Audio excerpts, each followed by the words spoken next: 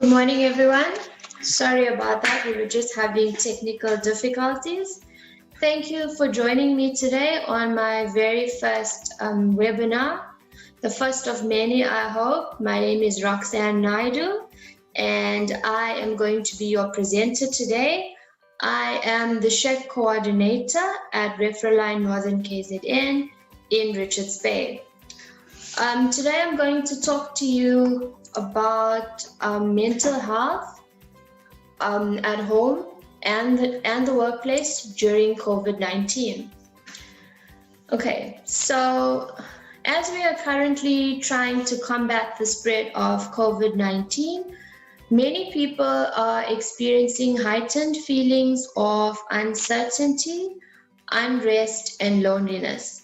And the first thing I want to say to all of you guys is it's okay not to be okay. It is 100% okay not to be okay. Coronavirus can stir up all sorts of feelings like fear, anxiety, or stress.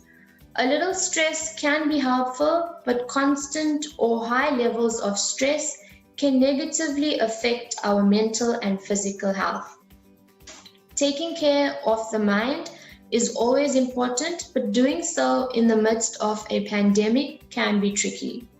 World Health Organization has described this virus as a public health emergency, and we all know that emergencies of any kind are inherently stressful across the board.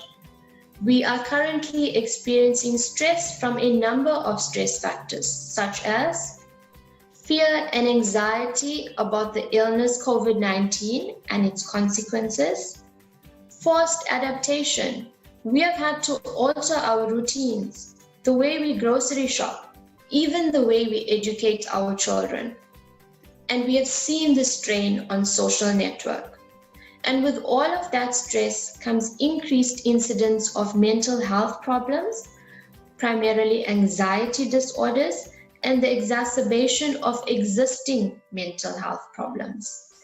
Now, I am no psychologist, but I have been doing some research and I have come up with a few strategies on how we can support mental health. And the first point is acceptance. Given the current situation, you are going to feel a degree of stress and anxiety. And from what we see currently in the stats, it's not going to go away in the short term. You need to learn to accept that some things are not going to be in your control and that that's okay. The second point is to challenge your negative thoughts. When we watch TV, read the news, or even interact with other people, we are prone to a certain negative type of thinking that can color the way we think, feel, and act. Starting the day with a simple mindful exercise, such as notice 3 things, can help you check in how you're feeling and how to connect with your environment.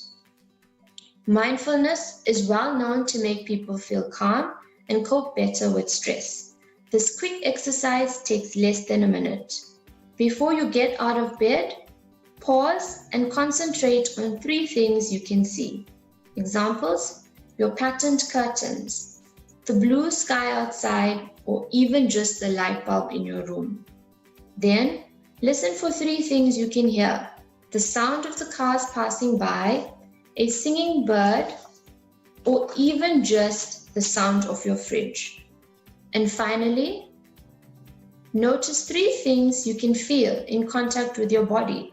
Example, your PJs, your bed sheet, or even just the cat lying next to you. The third point, limit the intake of stressful information. Although we are able to cope with some stress here and there, being constantly exposed to a rolling fear-induced newsfeed can impact your mental health.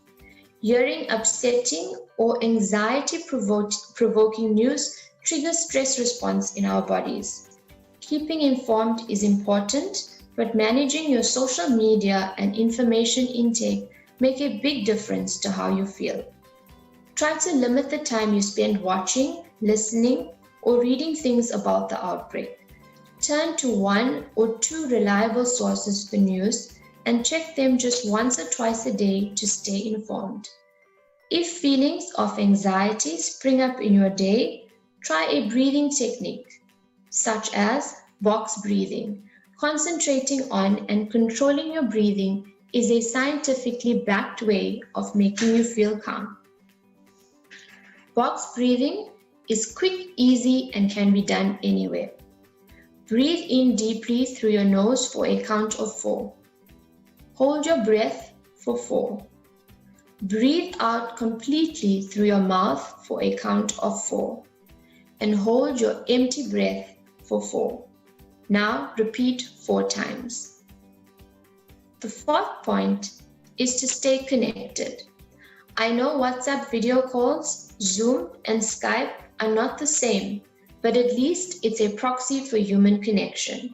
It's actually your support network that make you resilient.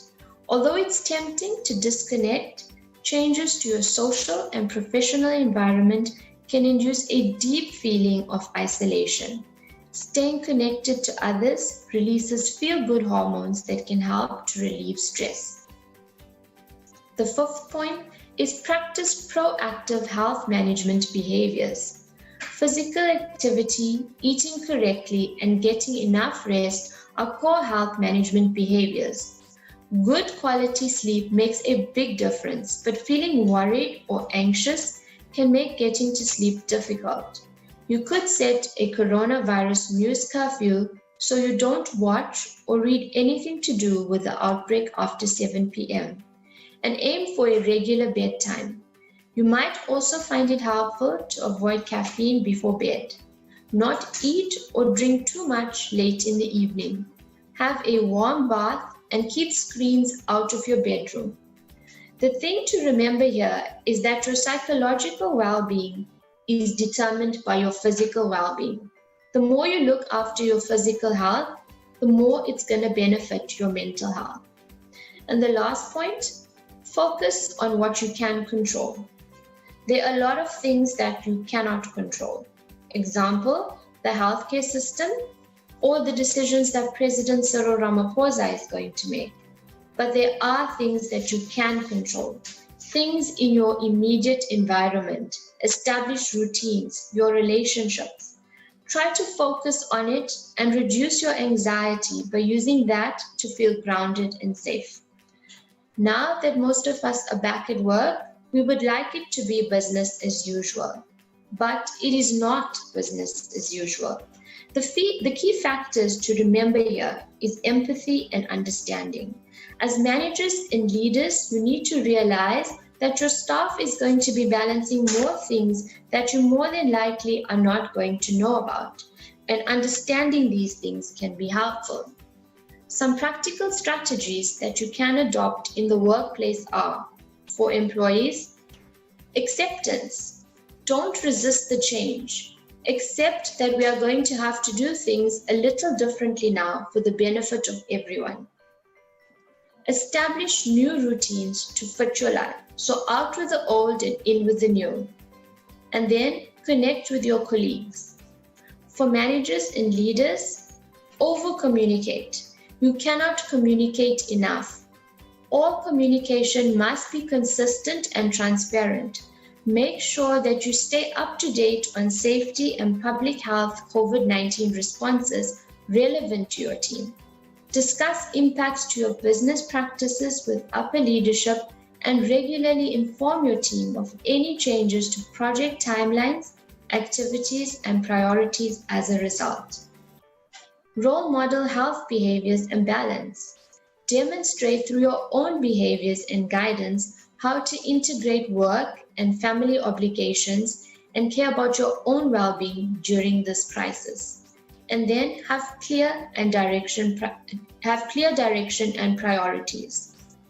So how can we help others? Here are 4 key points. Ask and express concern. Ask them how they are doing. It doesn't have to be face-to-face, and express that you care about them.